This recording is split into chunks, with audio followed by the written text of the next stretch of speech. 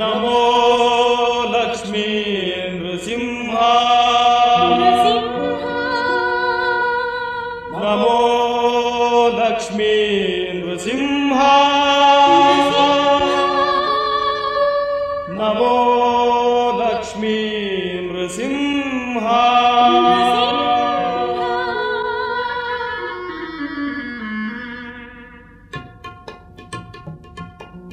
ನಮೋ ಲಕ್ಷ್ಮೀ ನೃಸಿಂಹ ಓಂ ನಮೋ ಲಕ್ಷ್ಮೀ ನೃಸಿಂಹ ಓಂ ನಮೋ ಲಕ್ಷ್ಮೀ ನೃಸಿಂಹ ಓಂ ನಮೋ ಲಕ್ಷ್ಮೀ ನೃಸಿಂಹ ನಮೋ ನಿವಾರಣ ಕರುಣ ಶರಣ ಜನಭರಣ ಜನಭರಣ ನಮೋ ನಿವಾರಣ ಕರುಣ ಶರಣ ಜನಭರಣ ಜನಭರಣ ನಮೋ ದೇವಗಣ ವಿನುತ ಧನುಜ ಮದಹರಣ ಮದಹರಣ ನಮೋ ದೇವಗಣ ವಿನುತ ಧನುಜ ಮದಹರಣ ಮದಹರಣ ನಮೋ ಪ್ರಹ್ಲಾದ ಪಾಲನ ನಮೋ ನರಹರಿ ನಿರಂಜನ ನಮೋ ಪ್ರಹ್ಲಾದ ಪಾಲನ ನಮೋ ನರಹರಿ ನಿರಂಜನ ನಮೋ ಭಕ್ತ ಜನ ಪಾವನ ನಮೋ ಭಕ್ತ ಜನ ಪಾವನ ನಮೋ ನಮೋ ದೀನಾವನ ಓಂ ನಮೋ ನಮೋ ದೀನಾವನ ನಮೋ ಲಕ್ಷ್ಮೀ ನೃಸಿಂಹ ಓಂ ನಮೋ ಲಕ್ಷ್ಮೀ ನೃಸಿಂಹ ನಮೋ ಲಕ್ಷ್ಮೀ ನೃಸಿಂಹ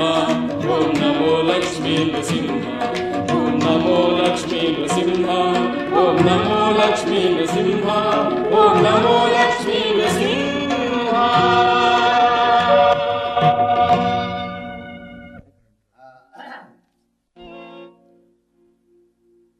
ಸುಂದರಮ್ಮನ ಸೌಭಾಗ್ಯ ಅಥವಾ ಸೌಭಾಗ್ಯ ಸುಂದರಮ್ಮ. मेरे अंगने में तुम्हारा क्या काम है, मेरे अंगने में तुम्हारा क्या काम है, जो है नाम वाला जो है नाम वाला बचीद क्या नाम है मेरे अंगने में. ಕಲಾಭಿಮಾನಿಗಳೇ, ಮರೆಯದಿರಿ, ಮರೆತು ಮರುಗದಿರಿ, ಮರುಗಿ ಕೊರಗದಿರಿ, ಕೊರಗಿ ಕರಗದಿರಿ. ಇದೇ ಊರಿನ ಇಂದಿರಾಮಯಿ ದಾನದಲ್ಲಿ ಹಾಕಿರುವ ತಮ್ಮ ಸ್ವಂತ ಹಂದರ ರಂಗಂ ಮಂದಿರದಲ್ಲಿ ಕಿಕ್ಕಿರಿದ ಜನಸಂದಣಿಗೆ ಆಡುತ್ತಿರುವ ನಾಟಕ ಪಂಡಿತ ಭೀಷ್ಮಾಚಾರ್ಯ ರಂಗಕಲಾ ಮಂಡಳಿಯವರಿಂದ ನಿಮ್ಮನ್ನು ನಕ್ಕು ನಗಿಸುವ ನಾಟಕ ಕಣ್ಣೀರ್ ಕಣ್ಣೀರ್ ಕಣ್ಣೀರು. ಈ ನಾಟಕದಲ್ಲಿ ನಿಮ್ಮೆಲ್ಲರ ಅಚ್ಚುಮೆಚ್ಚಿನ ನಟ ನಗದವರನ್ನು ನಗಿಸುವ ಕಾಳಿದಾಸನು ಬೋಳಿ ಮಗನಾಗಿ ನಿಮ್ಮೆಲ್ಲರನ್ನು ನಗಿಸಲಿದ್ದಾನೆ. ಏನಪ್ಪ ಕಾಳಿದಾಸ? ಸ್ವಾಮಿ ಯಜಮಾನ್ರೆ, ಇವತ್ತು ಭಾನುವಾರ, ಅಡ್ವರ್ಟೈಸ್ಮೆಂಟ್ಗೆ 2 ಗಾಡಿ ಬಿಟ್ಟಿದಿ ತಾನೆ? ಬಿಟ್ಟಿದ್ದೀನಿ. ಇವತ್ತು ಹೌಸ್ಫುಲ್ ಆದ್ರೆ ಮುಂದಿನ 3 ದಿನ ತಳ್ಬಹುದಪ್ಪ. ಏನು ಯಜಮಾನ್ರೆ ನನಗೆ ಹೇಳ್ತೀರಲ್ಲ, ನೀವು ಈ ನಾಟಕದ ಕಂಪ್ನಿ ನಡೆಸೋದ್ರಲ್ಲಿ ತಮ್ಮ ಹೆಸರಿಗೆ ತಕ್ಕ ಹಾಗೆ ವಯಸ್ಸು ಅನುಭವದಲ್ಲಿ ಭೀಷ್ಮಾಚಾರ್ಯರೇ ಆದರೆ ನಿಮ್ಮ ಆಸ್ಥಾನ ಸೇರಿದ ಈ ಕಾಳಿದಾಸ 6 ವರ್ಷದಲ್ಲಿ ನಿಮ್ಮ ಕಂಪ್ನಿ ಅಡಿಗೆ ಮನೆಯಿಂದ ಹೊರಟು ಅಡ್ವರ್ಟೈಸ್ಮೆಂಟ್ನಿಂದ ಹಿಡಿದು ಅಂತರಂಗದ ಅಡ್ವೈಸರ್ಗಿರಿವರೆಗೂ ಮುಟ್ಟಿಲ್ವೇ? ಹೇಳಿ, ಈ ಕಾಳಿದಾಸನ್ನ ಕವಿರತ್ನ ಅಂತಿದ್ರು ಬೇಡ, ಈ ವಿಚಾರದಲ್ಲಿ ನವರತ್ನ ಅನ್ಕೊಂಡಿದ್ದೀರೋ ಇಲ್ವೋ? ಅದು ನಿಜಾನು. ಆದರೂ ಕಾಳಿ ಕೇಳಬೇಕಾದ್ದು ನನ್ನ ಧರ್ಮ, ಹೌದೋ ಅಲ್ವೋ? ಕೇಳಿ.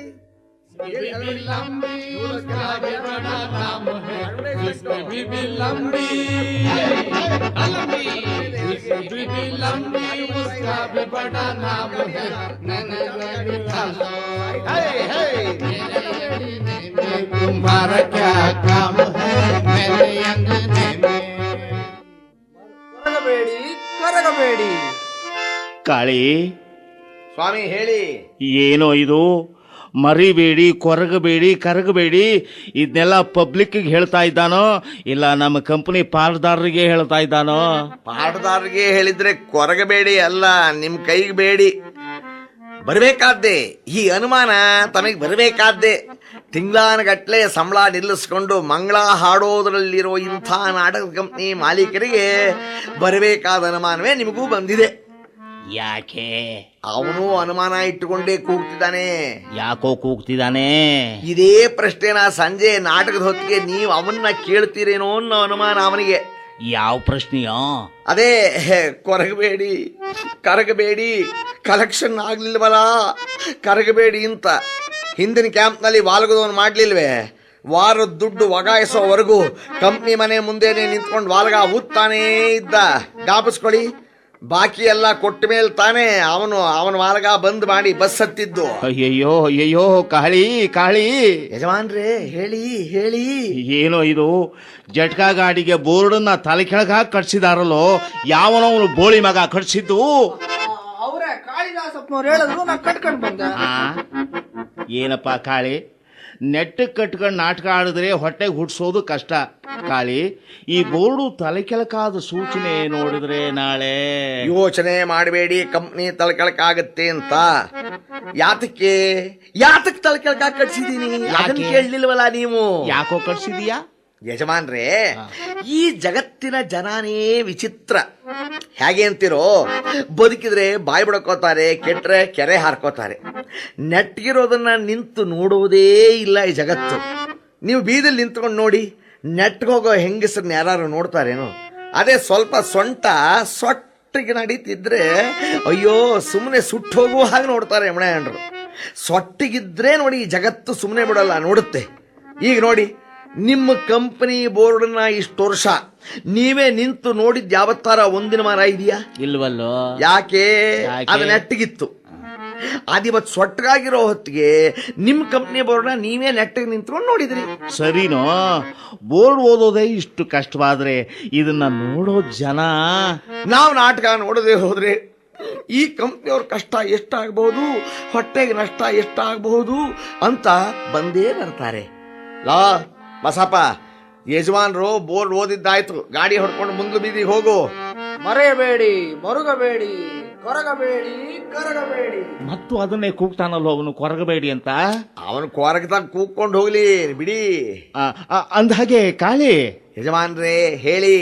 ನಾನು ಇವತ್ತಿನ ನಾಟಕಕ್ಕೆ ಅಧ್ಯಕ್ಷರನ್ನ ನೋಡ್ಕೊಂಡು ಬರೋದಕ್ಕೆ ಹೋಗ್ತೀನಿ. ಹೋಗಿ ಹೋಗಿ ಹೋಗಿ. ಕಾಳಿ, ಹೇಳಿ. ಇವತ್ತು ಆಡೋ ನಾಟಕ ಬಹಳ ರಂಗಾಗಿರ್ಬೇಕು. ಹೌದೇ? ಒಂದ್ ಕೆಲಸ ಮಾಡ್ಲೆ. ಏನು? ಇವತ್ತು ಎಲ್ರಿಗೂ ದಿನಕ್ಕಿಂತ 2 ಜಾಸ್ತಿ ಹಾಕಿಸ್ಬಿಡ್ಲೆ. ಅಷ್ಟು ಮಾಡಿಬಿಡು. ಅಲ್ಲಿಗೆ ಕ್ಯಾಂಪ್ ಕ್ಲೋಸ್ ಅಂತೀರಾ? ಅಲ್ಲಪ್ಪ, ಮತ್ ಕಂಪ್ನಿನೇ ಕ್ಲೋಸ್ ಅಂತೀರಾ? ಅದು ಅಲ್ಲ ಕಣೋ, ನನ್ನ ಜೀವನವೇ ಕ್ಲೋಸು. ಅಯ್ಯೋ ಅಯ್ಯೋ, ಇವತ್ತು ಬರ್ತಿರೋ ಅಧ್ಯಕ್ಷರು ಯಾರು ಅಂತ ತಿಳ್ಕೊಂಡೆ? ಯಾರಪ್ಪ? ಯಾರು?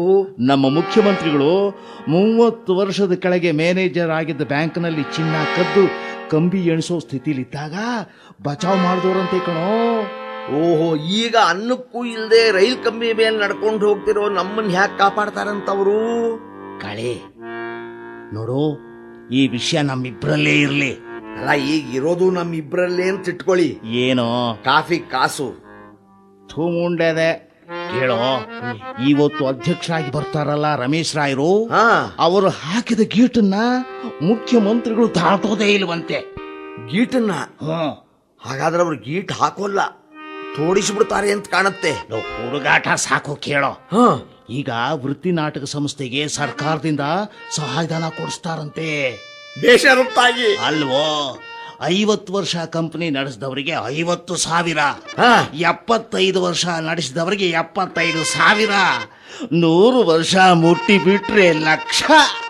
ಯಾರಿಗುಂಟು ಯಾರಿಗಿಲ್ವೋ? ಅಯ್ಯೋ ಅಯ್ಯೋ, ಕೊಟ್ಟವ್ರಿಗುಂಟು ಇಲ್ದವ್ರಿಗಿಲ್ಲ. ಅದು ಬಿಡಿ, ಈಗ ಎಷ್ಟು ವರ್ಷ ಮುಕ್ತಿಸ್ಬೇಕು ಅಂತಿದ್ದೀರಿ ನಿಮ್ದಕ್ಕೆ ನೀವು? ಯಾಕೋ ಹಾಗಂತೀಯ? ನಮ್ಮ ಕಂಪನಿ 75 ವರ್ಷ ದಾಟಿ ಆಗ್ಲೇ 5-6 ವರ್ಷ ಆಯ್ತಲ್ಲೋ. ಏನ್ ಸಹಸ್ರಾರು ರೂಪಾಯಿ ಸಲೀಸಾಗಿ ತೆಕ್ಕೊಡೋ ನನ್ನ ಸರ್ಕಾರ ಅಂತ ತಿಳ್ಕೊಂಡು ನನ್ನ ಹತ್ರವೇ ಸುಳ್ಳು ಹೇಳ್ತೀರೇನ್ರಿ ಯಜಮಾನ್ರೇ? ಸ್ವಾಮಿ, ನಾನು ನಿಮ್ಮ ಕಂಪ್ನಿ ಅಡಿಗೆ ಕಾಳಿದಾಸ. ನೀವೇ 50 ವರ್ಷ ವಯಸ್ಸು ಮುಟ್ಟೋಕೆ 6 ಅಡಿ ಏಣಿ ಹಾಕೊಂಡು ಮೆಟ್ಟಿಂಗಾಲಿಟ್ರು ಮುಟ್ಟೋಕ್ಕಾಗೋಲ್ಲ. ಇನ್ನು ಕಂಪ್ನಿಗೆ 75 ವರ್ಷ ತುಂಬಿ ಹರಿತಿದೆ ಅಂತಿರಲ್ಲ, ಎಲ್ಲಿ ಅಂತ ಕೇಳಿದ್ರೆ ಯಾವ ಕಾಲುವೆ ತೋರಿಸ್ತೀರಿ ಸುರಿದು ಹರಿತಿರೋದನ್ನ? ಯಾಕೋ ಆ ಮಾಕ್ಲಿ ಬೇರ್ ಕಂಪನಿ ಮಾಲೀಕ 30ನೇ ವಯಸ್ಸಿನಲ್ಲಿ ಆಗೋಯ್ತು 50 ವರ್ಷ ಅಂತ 50,000 ತಗೊಂಡು 50 ಅಡಿ ಬಾವಿನ ತೆಗೆಸೇ ಬಿಟ್ನಲ್ಲೋ ತನ್ನ ತೋಟದಲ್ಲಿ. ಬಾವಿ ತೆಗೆಸ್ತಾ ಬಿಡಿ, ಅದೇನು ವ್ಯರ್ಥವಾಗ್ಲಿಲ್ವಲ್ಲ. ಕಂಪ್ನಿ ನಿಲ್ಲಿಸ್ದ, ಆಮೇಲೆ ಅಲ್ಲಿದ್ದ ಜನ ಎಲ್ಲ ಅದರೊಳಕ್ಕೆ ಬಿದ್ದು ಸಾರ್ಥಕವಾಯ್ತಲ್ಲ. ಅದು ನಿಜ ಅನ್ನೋ. ಅವನು ಅಷ್ಟಾದರೂ ಮಾಡ್ದ.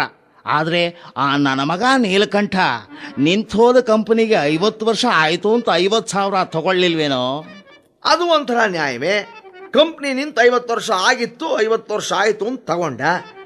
ಆದ್ರೆ ನಿಷ್ಠ ನಿಮ್ದು ಹೇಳಿ, ಅಷ್ಟು ವರ್ಷ ನಡೆದೂ ಇಲ್ಲ, ಇತ್ಲ ಕಡೆ ನಿಂತೂ ಇಲ್ಲ. ಯಾವ ಧೈರ್ಯದ ಮೇಲೆ ದುಡ್ಡು ಕೇಳ್ತೀರಿ? ಧೈರ್ಯ ಅಲ್ಲ ಕಣಯ್ಯ, ನಿಂತು ಹೋಗುತ್ತೆ ಅನ್ನೋ ಭಯ ತೋರಿಸಿ ಕೇಳೋದು. ಅವ್ರಿಗೆ ಭಯ ತೋರಿಸಿ? ಹೌದು. ಮೇಲಾಗಿ ಇದಕ್ಕೆಲ್ಲ ಏಜೆಂಟ್ಸ್ ಇದಾರಯ್ಯ. ಹೌದಾ? ಹಾ, ಅದಕ್ಕೆ ಇವತ್ತಿನ ನಾಟಕ ಅಧ್ಯಕ್ಷರ ಮನಸ್ಸಿಗೆ ನಾಟಿ ಬೀಳ್ತು, ನಮ್ಮ ಬೇಟೆ ಬಲೆಗೆ ಬಿತ್ತು ಅಂತಲೇ. ಕಾಳಿ, ಥಿಯೇಟ್ರ್ ಕಡೆ ಜವಾಬ್ದಾರಿ ಅಲ್ಲ ನಿಂದೇಪ್ಪ. ಈಗ ಅಲ್ಲಿಗೆ ಹೊರಟೆ. ನಾನು ಅವ್ರನ್ನ ಕರ್ಕೊಂಡು ಬರೋದು ಒಂದು 10 ನಿಮಿಷ ತಡವಾದರೂ ಪರವಾಗಿಲ್ಲ. ಆದರೆ ಗಲಾಟೆ ಆಗದ ಹಾಗೆ ನೋಡ್ಕೋ. ಇನ್ನೊಂದು ಸ್ವಲ್ಪ ಹೊತ್ತಾಗಿ ಬಿಡ್ತು, ಆ ಸ್ಟೇಜ್ ಮೇಲೆ ಯಾರನ್ನಾರು ಬಿಟ್ಟು ಕುಣಿಸ್ತಾ ಇರು. ಕುಣಿಸ್ತೀನಿ. ಗಂಡಸನ್ನು ಬಿಟ್ಟು ಕುಣಿಸ್ತೀನಿ. ಗಲಾಟೆ ಜೋರಾದ್ರೆ ಹೆಂಗಸನ್ನು ಬಿಟ್ಟು ಕುಣಿಸ್ತೀನಿ. ಅಯ್ಯೋ, ಈ ನಮ್ಮ ಯಜಮಾನರ ಹೆಸರು ಭೀಷ್ಮಾಚಾರ್ಯರು ಅಂತಲೇ. ಆ ದ್ವಾಪರದ ಭಾರತದ ಭೀಷ್ಮರಿಗೆ ಇಷ್ಟ ಬಂದಾಗ ಸಾಯೋಷ್ಟು ಆಯಸ್ಸಿದ್ರು ಬ್ರಹ್ಮಚಾರಿಯಾಗಿಯೇ ಬಾಳಿದ ಪುಣ್ಯಾತ್ಮರವರು. ಇವರು ಹೆಣ ಬಿದ್ರು ಹೆಣ್ಣಿನ ರಾಶಿ ಮೇಲೇ ಬೀಳ್ಲಿ ಅನ್ನೋ ಹಂಬಲದ ಮುದುಕ ಮುಂಡೆಯದು. ಜೊತೆಗೆ ಸರ್ಕಾರದ ಪುಗ್ಸಟ್ಟೆ ಹಣವೂ ಸಿಕ್ಕಿಬಿಟ್ರೆ ಮುಗದೇ ಹೋಯ್ತು. ಮಂಗಳ ಹಾಡದ ಹಾಗೆ ರಂಗಕಲಾ ಮಂಡಳಿಗೆ ಅಂತೂ ಈ ಸರ್ಕಾರದವರು ಸಹಾಯಧನ ಅನ್ನೋ ಅಪಸ್ವರ ಎತ್ತಿದ್ದು. ಸ್ವರಾಬುಸ ಅಂತ ಉಸಿರಾಡ್ತಿದ್ದ ಕಂಪ್ನಿಗಳೂ ಉಡುಗೋದವು. ಈ ಸರ್ಕಾರಿ ಯೋಜನೆನ ರಂಗಭೂಮಿ ಉದ್ಧಾರ ಅಂತ ಕರೆಯೋಣವೋ, ಇಲ್ಲ ಅದರ ಹೆಸರಿನಲ್ಲಿ ಸುತ್ತಾಡ್ತಿರೋರ ಉದ್ಧಾರವ ಅಂತ ಕರೆಯೋಣವೋ? ಅಯ್ಯೋ, ಈ ಸರ್ಕಾರ ಕೈ ಇಟ್ಟಿದ್ದೆಲ್ಲ ಕೈ ಬಿಡುತ್ತೆ ಅನ್ನೋದಕ್ಕೆ ನಮ್ಮ ರಂಗಭೂಮಿಯೂ ಒಂದು ಸಾಕ್ಷಿ ಆಗೋಯ್ತಲ್ಲಪ್ಪ. ಈ ಮುಂಡೆ ಮಕ್ಕಳು ಯಾಕೆ ನಮ್ಮ ಪಾಡಿಗೆ ನಮ್ಮನ್ನು ಬಿಡಬಾರದು? ಹಿಂದೆಲ್ಲ ನಾಟಕದವ್ರು ದುಡ್ಕೊಂಡು ತಿನ್ಲಿಲ್ವೇ? ಅಯ್ಯೋ, ಅಲ್ಲೇ ಟೈಮ್ ಆಯ್ತು, ಮರ್ತೇ ಬಿಟ್ಟಿದ್ದೆ. ಥಿಯೇಟರ್ ಹತ್ರ ಇನ್ನೇನು ಗಲಾಟೆಯೋ, ಏನು ಸುಡ್ಗಾಡೋ, ಮೊದಲು ನೋಡಪ್ಪ, ಮೊದಲು ನೋಡೋಣ.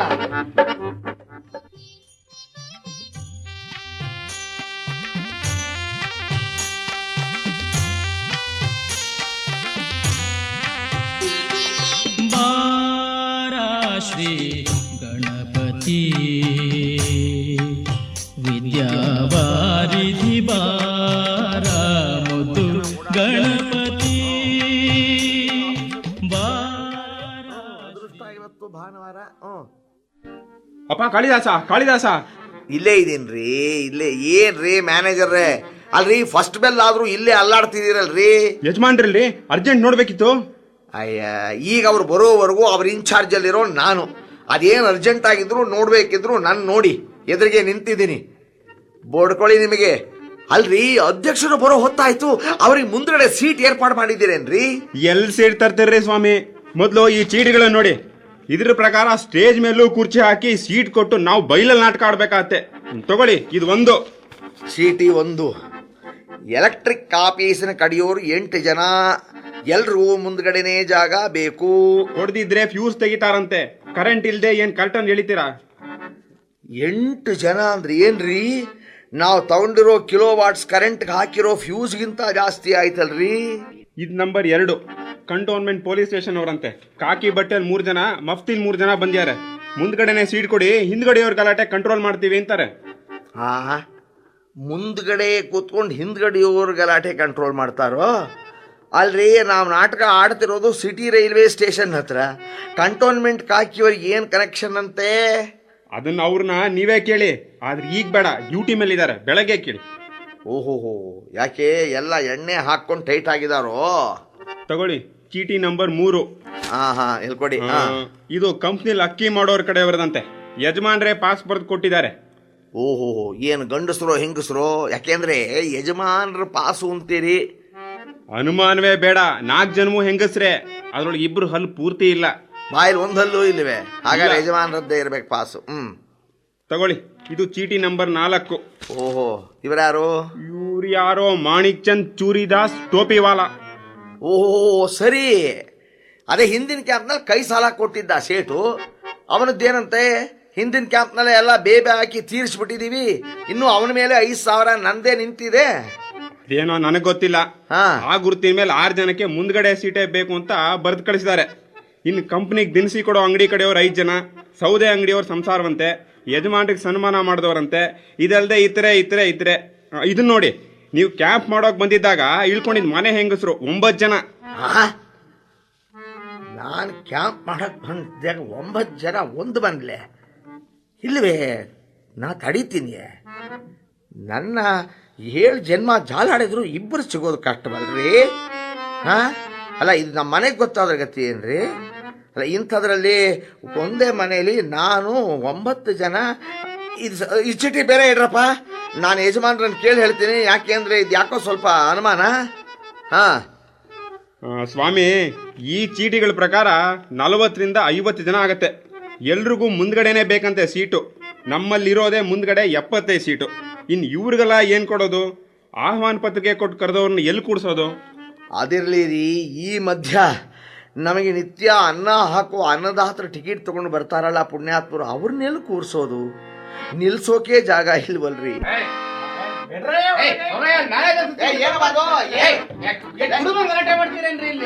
ರೀ ಮ್ಯಾನೇಜರೇ, ಅದೇನ್ರಿ ನೋಡ್ರಿ, ಕಡೆ ಗೆಟ್ಟಲ್ಲಿ ಗಲಾಟೆ ಆಗ್ತಿದೆ ನೋಡ್ರಿ, ಅದೇನ್ ನೋಡ್ರಿ, ಹೋಗ್ರಿ. ಹೊರಟೆ ಸರ್. ನೋಡ್ಲೇಬೇಕು ಇವತ್ತು. ನೆನ್ನೆ ಬಿಟ್ಟಿದ್ರೆ ಬರ್ತಾ ತಾಳಿ ಮ್ಯಾನೇಜರು. ಅಲ್ಲ, ಇಂಥ ಚಿಲ್ಲರೆ ಚೀಟಿ ಜನಕ್ಕೆ ಏನಂತ ಹೆಸರಿಡೋಣ? ಪುಗುಸಟ್ಟೆ ಅಂದರೆ ಪರವಾಗಿಲ್ಲ, ನನಗೂ ಇರಲಿ ನನ್ನ ಮಗನಿಗೂ ಇರಲಿ ಅಂತಾರೆ. ಅದೇ ದುಡ್ಡು ದುಗ್ಗಾಣಿ ಅಂದ್ರೆ ಸಾಕು, ಅಯ್ಯೋ ನಾನು ಮುದುಕ, ನನ್ನ ಮಗ ಹುಡುಗ ಅಂತ ಹೋಗಿಬಿಡ್ತಾರೆ. ಏನೋ ಸಮಯ ಅಂತ ಸಾಲ ಕೇಳೋಕೆ ಹೋದರೆ ಸಾಹುಕಾರ ಊರಲ್ಲಿಲ್ಲ ಅಂತ ಸಬೂಬ್ ಹೇಳಿಸಿ, ಸಾಯಂಕಾಲವೇ ನಾಟಕದ ಹೊತ್ತಿಗೆ ನರಕಕ್ಕೆ ಹೋಗಿದ್ರು ಸರಿ ನಗನಗತಾ ನಾವು 4 ಜನ ಬಂದಿದ್ದೀವಿ ಅಂತ ಹೇಳಿ ಹಾಜರಾಗ್ಬಿಡ್ತಾರಲ್ಲ. ಅಲ್ಲ, ನಾಟಕದ ಕಂಪ್ನಿ ಅಂದರೆ ಈ 4-6 ಜನ ನಡೆದಾಡೋ ನಡುಬೀದಿ ಅನ್ಕೊಂಡ್ಬಿಟ್ಟಿದಾರೋ ಇವರು? ಇದೂ ಒಂದು ಕಲೆ. ಇದರಿಂದ 100 ಜನ ಬದುಕ್ತಾರೆ, ನಾಡ ನುಡಿನ ಬೆಳಗಿಸ್ತಾರೆ, ಸಮಾಜ ಸೇವೆ ಸಂಸ್ಕೃತಿ ಪ್ರಚಾರ ಮಾಡ್ತಾರೆ ಅನ್ನೋ ಪ್ರಜ್ಞೆ ಸಮಾಜಕ್ಕೂ ಸರ್ಕಾರಕ್ಕೂ ಅದು ಯಾವಾಗ ಬರುತ್ತೋ ಏನು ಕಥೆಯೋ? ಬಂದ್ಬಿಡಿದೆ ಸರ್. ಸುಧಾರಿಸ್ಕೊಳ್ರಿ. ಬಂದ್ಬಿಡ್ತಾ ಆ ಪ್ರಜ್ಞೆ, ಸಂಸ್ಕೃತಿ ಪ್ರಜ್ಞೆ ಸರ್ಕಾರಕ್ಕೆ ಬಂದ್ಬಿಟ್ಟಿದ್ಯಾ? ಅಯ್ಯೋ ಅಲ್ಲ ಸಾರ್, ಒಂದ್ ಹಿಂಡೆ ಬಂದ್ಬಿಡಿದೆ. ನಾಟಕ ಶುರು ಮಾಡೋಕ್ ಬಿಡೋಲ್ವಂತೆ, ಹಠ ಹಿಡ್ಕೊಂಡು ಹಿಂಡ್ ನಿಂತೇ ಬಿಟ್ಟಿದೆ. ಯಾಕಂತ್ರಿ? ಏನಂತ್ರಿ ಅವರ ಅಹವಾಲು, ತಂಟೆ ತಕರಾರು? ಎಲ್ರು ಪುಕ್ಷಟ್ಟೆ ನಾಟಕಕ್ಕೆ ಬಿಡ್ಬೇಕಂತೆ. ಪುಕ್ಷಟ್ಟೆ ಬಿಡಕ್ಕಿದನ್ ಪೂರ್ಣ ಏನವ್ರ ಛತ್ರವಂತೆ. ಬಿಡದೆ ಇದ್ರೆ ಒಳಗ್ ನುಗ್ಗಿ ಇದನ್ನೆಲ್ಲ ಕಿತ್ತು ಪರಿಪೂರ್ಣವಾಗಿ ಅದನ್ನೇ ಮಾಡ್ತಾರಂತೆ. ಏನ್ ಛತ್ರಾನೇ ಮಾಡ್ತಾರಂತೆ? ಹ್ಮ್. ಅದೇನ್ರಿ ವಿವರವಾಗಿ ಹೋದ್ರಿ? ಡ್ಯಾಮೇಜರ್ರೇ? ಡ್ಯಾಮೇಜರ್ ಅಲ್ಲ ಸರ್, ಮ್ಯಾನೇಜರು. ಎಲ್ರಿ ನೀವು ಮಾಡ್ತಿರೋದು ಮ್ಯಾನೇಜ್? ಆ ಸುಡುಗಾಡು ಎಲ್ಲ ಬರೀ ಡ್ಯಾಮೇಜೆ. ಹೇಳ್ರಿ, ಯಾಕ್ರಿ ಫ್ರೀ ಬಿಡ್ಬೇಕಂತೆ? ನಿನ್ನೆ ಇದೇ ಥಿಯೇಟರ್ನಲ್ಲಿ ಒಂದ್ ನಾಟಕ ನಡೀಲಿಲ್ವೇ? ನಿನ್ನೆ ಹೌದು ನಡೀತು. ಅದಕ್ಕೆ ಜನರನ್ನ ಪುಕ್ಷಟ್ಟೆ ಬಿಡ್ಲಿಲ್ವೇ? ಹೌದು ಬಿಟ್ಟಿದ್ರು. ಹಾಗೆ ಇವತ್ತು ಮತ್ತೆ ಬಿಡಿ ಅಂತ ಬಂದಿದ್ದಾರೆ. ಅಯ್ಯೋ ರಾಮನೇ, ಅಲ್ರಿ ಅವ್ರು ಹೇಳ್ಬೇಕಿತ್ತು. ನೆನ್ನೆ ನಡೆದಿದ್ದು ನಮ್ಮ ಕಂಪ್ನಿ ನಾಟಕ ಅಲ್ಲಪ್ಪ, ಅದು ನಮ್ಮ ಸರ್ಕಾರದ ಕನ್ನಡ ಸಂಸ್ಕೃತಿ ಇಲಾಖೆಯವರು ಅದೆಲ್ಲಿಂದಲೋ ಕಳಿಸಿದ ತಂಡದವರು ಆಡೋ ನಾಟಕ. ಅದಕ್ಕೆ ಸರ್ಕಾರದವ್ರು ಅವರಿಗೆ ದುಡ್ಡು ಕೊಡ್ತಾರೆ, ಅವ್ರು ನಿಮ್ಮನ್ನೆಲ್ಲ ಪುಗ್ಸಟ್ಟೆ ಬಿಡ್ತಾರೆ. ಅದು ಒಂದೇ ದಿನದ ಪ್ರೋಗ್ರಾಮ್ ಅಷ್ಟೇನೆ ಅಂತ ತಿಳಿಯೋ ಹಾಗೆ, ತಲೆ ಒಳಗೆ ಇಳಿಯೋ ಹಾಗೆ ಹೇಳಬೇಕಿತ್ತು. ಹೇಳೋದೇನ್ ಬಂದ್ ಸಾರ್, ತಲೆ ಚಚ್ಕೊಂಡೆ, ಹಣೆ ಹೊಡ್ಕೊಂಡೆ. ಅಲ್ಲ, ತಲೆ ಚಚ್ಕೊಂಡ ಮೇಲೆ ಹಣೆ ಹೊಡ್ಕೊಂಡೇ ಇರುತ್ತೆ ಬಿಡಿ, ಅದನ್ನೇನು ಹೇಳ್ತೀರಿ? ಆದ್ರೆ ಅವ್ರು ಕೇಳಲಿಲ್ವೇ? ಹುಡುಗಿರ್ದು ಬಂದಿದಾರೋ? ಅದನ್ನು ಕೇಳಿದೆ. ಏನಂದ್ರು? ಇಲ್ಲ ಅಂದ್ರು. ಸರಿ, ಮತ್ತೆ ಅದೇ ಕುಡುಕರು ಮೊದಲನೇ ಲಕ್ಷಣ. ಈಗ ಏನ್ ಮಾಡೋದು? ನಾವು 2 ಬಾರಿ ಹಾಕೊಂಬೋಣವೆ. ಒಂದು ಕೆಲಸ ಮಾಡಿ, ಅವರೆಲ್ರಿಗೂ ಈ ಊರಿನ ಕನ್ನಡ ಸಂಸ್ಕೃತಿ ಇಲಾಖೆ ನಿರ್ದೇಶಕರ ವಿಳಾಸ ಕೊಟ್ಬಿಟ್ಟು ಅವರಿಂದ ನೀವೆಲ್ಲ ಚೀಟಿ ಬರ್ಸ್ಕೊಂಬನ್ನಿ, ಅಲ್ಲಿವರೆಗೂ ನಾಟಕ ಶುರು ಮಾಡಲ್ಲ ಅಂತ ಹೇಳಿ ಕಳಿಸ್ಬಿಡಿ. ಹೋಗಿ ಮತ್ತೆ. ಅದೇ ಸರಿ. ನಡ್ರಿ. ಹಾ ಇದು ನಮ್ಮ ಸರ್ಕಾರ ನಮಗೆ ಮಾಡ್ತಿರೋ ಇನ್ನೊಂದು ಮಹದುಪಕಾರ. ಅಲ್ಲ, ಈ ನನ್ನ ಮಕ್ಕಳು ತಾವು ಕೂತ್ಕೊಳ್ಳೋ ಸೀಟ್ಗೆ ಹಾಕೋ ಓಟ್ಗೆ ಹಣ ಕೊಡ್ತಾರೆ, ಹೆಂಡ ಕೊಡಿಸ್ತಾರೆ. ಅದೇ ಕಲಾವಿದರು ನಾವು ದುಡ್ಡು ತಿನ್ನೋ ಅನ್ನದ ಸೀಟಿಗೆ ಮಾರೋ ಟಿಕೆಟಿನ ದುಡ್ಡಿಗೆ ಕಲ್ಲು ಹಾಕ್ತಾರಲ್ಲ. ಕಡೆಗೆ ಏನು ನನ್ನ ಮಕ್ಕಳು ಸರ್ಕಾರದವರು ಕನ್ನಡದ ರಂಗಭೂಮಿನ ಮಂಗಭೂಮಿ ಮಾಡಿಬಿಡ್ತಾರೋ? ನೋಡೋನು ಪುಗ್ಸಟ್ಟೆ ಆದಮೇಲೆ ನಾಟಕ ಆಡೋನು ಲೊಳಲೊಟ್ಟೆ ಆಗದೆ ಇನ್ನೇನು. ಸರ್ಕಾರಿ ಹಣ ಸರ್ಕಾರಿ ಬಸ್ ಇದ್ದ ಹಾಗೆ, ಕೊಟ್ಟೋನ್ ಕೊಟ್ಟ, ಇಸ್ಕೊಂಡೋನ್ ಇಸ್ಕೊಂಡ, ಬಿಟ್ರು ಬಿಟ್ಟ. ಈ ಸರ್ಕಾರದವರಿಗೆ ರಂಗಭೂಮಿ ಸುದ್ದಿ ಯಾಕ್ರಿ? ಇವರು ಪುಗ್ಸಟ್ಟೆ ನಾಟಕ ಆಡಿಸೋದ್ರಿಂದ ನಿಜವಾಗಿ ರಂಗಭೂಮಿ ಉದ್ಧಾರ ಆಗತ್ತಾ? ಇವರು ಕೊಡೋ ದುಡ್ಡಿಗೆ ಅವ್ರು ಕರ್ಕೊಂಬರೋ ಜನ, ಅಯ್ಯೋ ಅವ್ರು ಆಡೋ ನಾಟಕ, ಇದನ್ನೆಲ್ಲ ನೋಡಿದ ಮೇಲೆ ನಿಜವಾಗಿ ಯೋಗ್ಯತೆ ಇರೋ ನಮ್ಮಂಥ ಕಂಪ್ನಿಗಳು ನಾಟಕ ಆಡೋಕೆ ಹೋದ್ರೂ 3 ಕಾಸಿನ ಹೆಸರು ಬರೋಲ್ವಲ್ಲ. ಈ ಸರ್ಕಾರದವ್ರಿಗೆ ಯಾಕೆ ಗೀಳು? ಹಣ ಕೊಡದೆ ನೋಡೋನಿಗೆ ಕೇಳೋ ಹಕ್ಕಿರೋಲ್ಲ, ಸರ್ಕಾರಿ ದುಡ್ಡಿನಲ್ಲಿ ಆಡೋರಿಗೆ ಹೀಗೆ ಆಡಬೇಕು ಅನ್ನೋ ಹಂಗಿರೋಲ್ಲ. ಅಯ್ಯೋ, ಈ ಸರ್ಕಾರದವರು ತಂಪಾಡಿ ತಾವು ಮುಚ್ಕೊಂಡು ಬಿದ್ದಿದ್ರೆ ನಾವೆಲ್ಲೋ ನಮ್ಮ ಪಾಡಿ ನಾವು ಹೊಟ್ಟೆ ಪಾಡಿಗೆ ನಡೆಸ್ಕೊಂಡು ರಂಗಭೂಮಿನೋ ಬೆಳೆಸ್ಕೊಂಡು ಹೋಗ್ತೀವಿ. ಹಿಂದೆಲ್ಲ ಬೆಳೆದೇ ಇಲ್ವೇ? ಎಲ್ಲ ನಾವೇ ಮಾಡ್ತೀವಿ ಅಂತ ಹೊರಟರು ಈ ಸರ್ಕಾರದವರು ನೋಡಿದರೆ ಇನ್ನು ಮುಂದೆ ಮಕ್ಕಳನ್ನು ನಾವೇನು ಮಾಡಬೇಕಾಗಿಲ್ಲ, ಸರ್ಕಾರದವರೇ ಎಲ್ಲ ಮಾಡ್ತಾರೆ ಮಾಡ್ತಾರೆ ಮಾಡ್ತಾರೆ. ಬಾಜು ಬಾಜು ಅಲ್ಲು ಬೇಟ ಅಲ್ಲು ಮೆತ್ಗೆ ಗಾಡಿಯಿಂದ ಮೆತ್ಗೆ ಹೇಳಿರಿ ತಾಯ್. ಏನ್ ತಾಯ್, ನಿಮ್ದು ಸೀರೆ ಒಳಗಿಂದು ಗಂಟು ಗಾಡಿಲೇ ಮರ್ತು ಬಿಟ್ರಿ? ಏನ್ ತಾಯ್ ನಿಮ್ದು ಇಷ್ಟು ಸಣ್ಣ ವಯಸ್ಸಿಗೆ ಇಷ್ಟು ಮರ್ತು ಬಿಟ್ರಿ ಹೆಂಗ ತಾಯ್? ಹೌದಲ್ಲಪ್ಪ, ಸೀರೆ ಗಂಟೆ ಮರ್ತು ಬಿಟ್ಟಿದ್ದೆ, ಜ್ಞಾಪಿಸಿದ್ಯಲ್ಲ, ತುಂಬಾ ಸಂತೋಷ ಅಪ್ಪ. ಅರೆ ನಮ್ಗೆ ಯಾಕ್ತಾ ಈ ಬಡವ್ರದು ಗಂಟು? ಈಗಿನ ಕಾಲದಲ್ಲಿ ನಮ್ದೇ ನಮ್ಗಿಲ್ಲ. ಪುಣ್ಯಾತ್ಮ, ಈ ಊರೇ ಕಾಣದಿದ್ ನನ್ನ ರೈಲ್ವೆ ಸ್ಟೇಷನ್ ಇಂದ ಇಷ್ಟು ದೂರ ಕರ್ಕೊಂಡ್ ಬಂದಿದ್ಯಾ. ಇನ್ನ ಭೀಷ್ಮಾಚಾರ್ಯರ ರಂಗಕಲಾ ಮಂಡಳಿ ಒಂದ್ ತೋರ್ಸ್ಬಿಟ್ರೆ ಬಹಳ ಉಪಕಾರವಾಗತ್ತಪ್ಪ. ಅದೇನ್ ತಾಯಿ, ಅಲ್ಲಿ ನೋಡಿದ ತಾಯಿ ನೀವು ಕೆಳಗ್ ಕಾಣ್ತಾ ಇಲ್ವಾ? ಅದೇ ತುಳಸಿ ಒಳಗಿಂದು ತೋಟ. ಇಲ್ಲಿ ಮುಂಚೆ ಬರೀ ತುಳಸಿ ಇತ್ತಂತೆ ತಾಯಿ. ಈಗ ನಮ್ಮ ದೇಶಕ್ಕೆ ಈ ಸ್ವಾತಂತ್ರ್ಯ ಬಂದ್ಮೇಲೆ ಈ ಒಣ ಮಹೋತ್ಸವ ಮಾಡ್ತಾರೆ ನೋಡಿ, ಅವಾಗ ಕಾಂಗ್ರೆಸ್ಗೆ ಮಂತ್ರಿ ಕರ್ಸ್ಕೊಂಡ್ ಬಂದು ಬರೀ ಹುಲ್ ಹಾಕ್ಸ್ಬಿಟ್ಟು ಇವಾಗ ಇಲ್ಲಿ ಬರೀ ಕಾಂಗ್ರೆಸ್ ಹುಲ್ಲಾಗ್ಬಿಟ್ಟಿದೆ. ಅದ್ರ ಮಧ್ಯೆನೆ ನಿಮ್ಗೊಂದು ಜೋಪ್ಡಿ ಕಾಣ್ತಾ ಇಲ್ಲ, ಜಿಂಕ್ಶೀಟ್ದು ಜೋಪ್ಡಿ, ಅದೇ ಭೀಷ್ಮಂದು ಆಚಾರದು ಮಂಡಲ್. ಈ ಓನರು ಆರ್ಟಿಸ್ಟು ಒಟ್ನಲ್ಲಿ ಗಂಡಸ್ರು ಹೆಂಗಸ್ರು ಎಲ್ಲ ಒಟ್ಟಿಗೆ ಇರಕ್ ಶುರು ಮಾಡಿ 9 ತಿಂಗಳು ತುಂಬೋಯ್ತು ತಾಯಿ. ಅಯ್ಯೋ ಅಯ್ಯೋ, ಬಾಳ ಸಂತೋಷವಪ್ಪ. ಇಷ್ಟು ದೂರ ಗಾಡಿಲಿ ಕರ್ಕೊಂಡ್ ಬಂದಿದ್ದು ಅಲ್ದೆ, ನನ್ ಸಾಮಾನೆಲ್ಲ ಜೋಪಾನವಾಗಿ ನಂಗೆ ಕೊಟ್ಟಿದ್ದು ಅಲ್ದೆ, ಇಷ್ಟೊಂದು ವಿಚಾರ ವಿವರವಾಗಿ ಹೇಳಿದ್ಯಲ್ಲ. ದೇವ್ರು ನಿನ್ ಖಂಡಿತ ಒಳ್ಳೇದ್ ಮಾಡ್ತಾನೆ. ಹೋಗ್ಬಿಟ್ ಬರ್ತೀಯಪ್ಪ, ಹೋಗ್ಬಿಟ್ ಬಾ. ಅರೆ ಹೋಗ್ದಲ್ಲೇನು ನಿಮ್ಮಿಂದ ಬಂದ್ಬಿಡಕ್ ಆಗ್ತದ ತಾಯಿ? ನೀವು ಬಾಡಿಗೆ ಕೊಟ್ಬಿಟ್ಟು ಎಲ್ಗಾರು ಹೋಗಿ, ಯಾರು ಬೇಡ ಅಂತಾರೆ? ಬಾಡ್ಗೆ? ಯಾವ ಬಾಡ್ಗೆ? ಎಂಥ ಬಾಡ್ಗೆ? ಯಾವ್ದಕ್ ಬಾಡ್ಗೆ? ನೀ ಏನ್ ಮಾಡಿದ್ಯಾ ಅಂತ ಬಾಡ್ಗೆ? ಓ ಕ್ಯಾಜಿಯ ಸುಬಾ ಒಳ್ಳೆ ಗಿರಾಕಿ. ನಿನ್ನ ಸ್ಟೇಷನಿಂದ ಕೂರ್ಸ್ಕೊಂಡಿ ಹೊಡ್ಕೊಂಡಿ ಬಂದಿಲ್ಲ, ಆ ಗಾಡಿಗೆ ಬಾಡ್ಗೆ. ವಾರೇ ವಾ. ಅಯ್ಯೋ ಮುಂಡೆದೆ, ಆ ಗಾಡಿಗೂ ಬಾಡ್ಗೆ ಕೊಡ್ಬೇಕೆ ಅಲ್ವೋ? ಈ ಮಾತನ್ನ ನಂಗೆ ಮೊದ್ಲೇ ಹೇಳಲಿಲ್ವಲ್ಲೋ ನೀನು. ನಾನು ರೈಲಿಂದ ಇಳ್ದೆ, ನೀನು ಕೈ ಹಿಡಿದು ಎಳ್ದೆ, ನಾನು ಕೈ ಬಿಡಪ್ಪ ಅಂತ ಹೇಳ್ದೆ. ನಂಗೆ ಗೊತ್ತು, ನಾ ಕರ್ಕೊಂಡು ಹೋಗ್ತೀನಿ ಅಂದೆ. ನನ್ನ ಸೀರೆ ಗಂಟನ್ನು ನೀನೇ ಕೈಲಿ ಹಿಡ್ಕೊಂಡು ಹೊರಟೆ. ಸರಿ, ನಾನು ಈ ಗಾಡಿ ಇಟ್ಟಿರೋದೇ ಅದಕ್ಕೇನೋ ಅಂತ ತಿಳ್ಕೊಂಡು ನಿನ್ನ ಹಿಂದೆ ಬಂದೆ.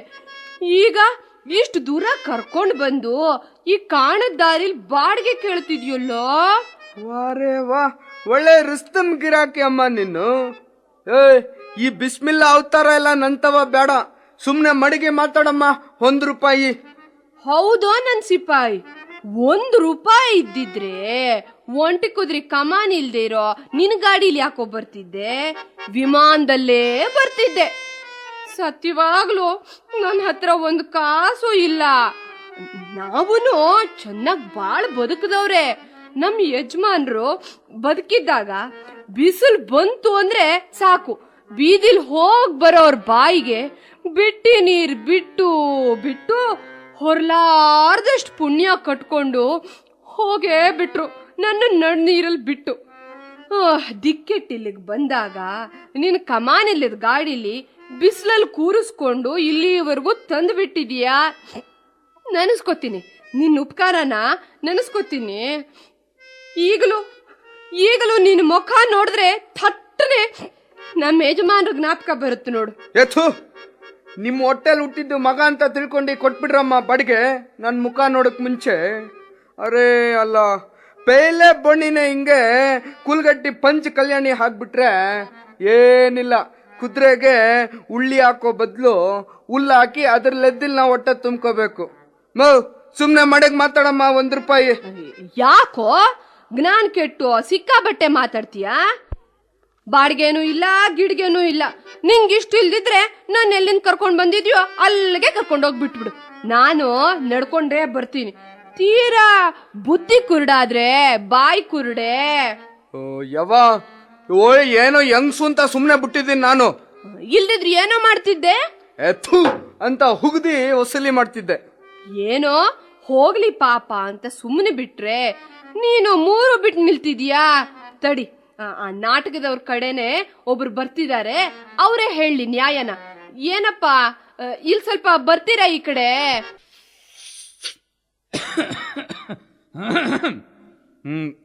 ಏನಮ್ಮ, ಏನು ಅದು ಗಲಾಟೆ?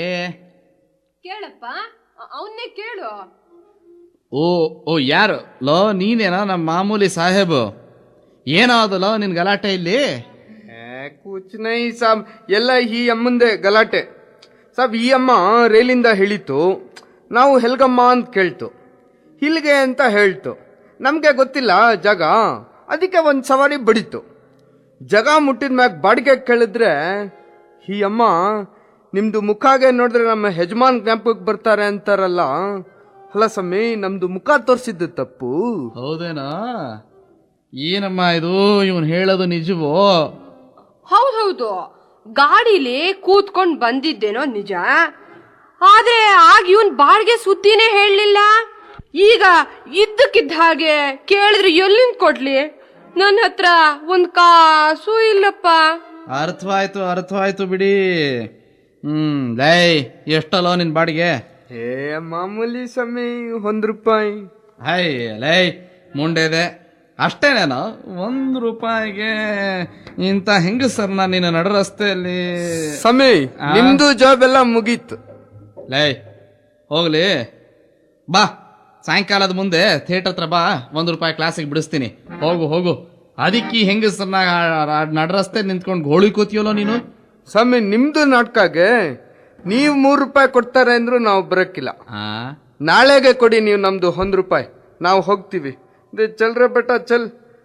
ಅಮ್ಮ, ನೀವು ಇನ್ಮೇಂದ ಗಂಟಿಗೆ ನೋಡ್ಕೊಂಡು ಗಾಡಿ ಹತ್ತಿ ನೀವು. ಚಲ್ರೆ ಚಲ್. ಹೋಗೋ ಅಯೋಗ್ಯ. ಯಾರು ಹೆಂಗಸರು ಅಂದ್ರೆ ರೇಗ್ಸೋಕ್ ನಿಂತ ಅಂತಲೇ.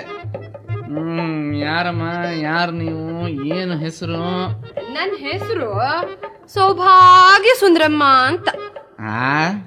ಸೌಭಾಗ್ಯ ಸುಂದರಮ್ಮನೆ? ಎಲ್ಲಿ ಆ ಸೌಭಾಗ್ಯದ ಲಕ್ಷಣಗಳು ಯಾವುವು? ಇಲ್ಲಪ್ಪ, ಈಗ ಆ ಸೌಭಾಗ್ಯ ಯಾವುದೂ ಇಲ್ಲ, ಕಳ್ಕೊಂಡ್ಬಿಟ್ಟೆ ಎಲ್ಲ. ಅದನ್ನೇ ಹುಡುಕ್ತಾ ಇದ್ದೀನಿ ಎಲ್ಲಪ್ಪ ಅಂತ. ಹಾಗೆ ಹೇಳಿ ಮತ್ತೆ. ಹಾಗಾದ್ರೆ ಈಗ ಬರೀ ಸೌಭಾಗ್ಯ ವಜಾಜಾತ ಸುಂದರಮ್ಮ ಅನ್ನಿ. ಸರಿ, ಏನು ಬಂದ್ರಿ?